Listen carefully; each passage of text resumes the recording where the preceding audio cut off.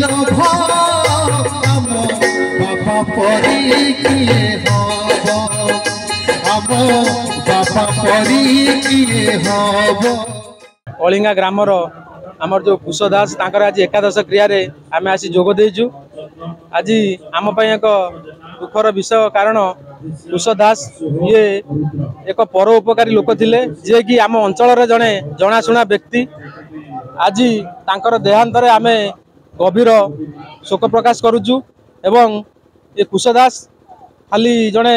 साधारण लोक नथिले सी आम अंचल आम सालनिया जोन ले प्राय अधिकांश लोक जिते लोक मैंने विपद में पड़ती भाई पाखक आसती भाई बेसी किसी नदेने भी किछिटा देकी संतुष्ट करती एवं से भगवान आशीर्वाद रु तांकर जो सुपुत्र माने जन्म होती से बहुत उच्च स्थान में अच्छा आशीर्वाद रु एवं आज आमको दुख लगुच सी आज आम गहन नहांती से कहला बेलू मो रूम मूली टाँकुरी उठुची कारण से एमती जड़े परोपकारी लोक थिले आज आम सहित से नहांती से आम बहुत दुखित एवं मर्माहत। मु जगतर नाथ जगन्नाथ पाखे प्रार्थना करुच्ची सी आशीर्वाद करंतु प्रभु तांकर शोकाकुत परिवार को प्रभु आशीर्वाद करंतु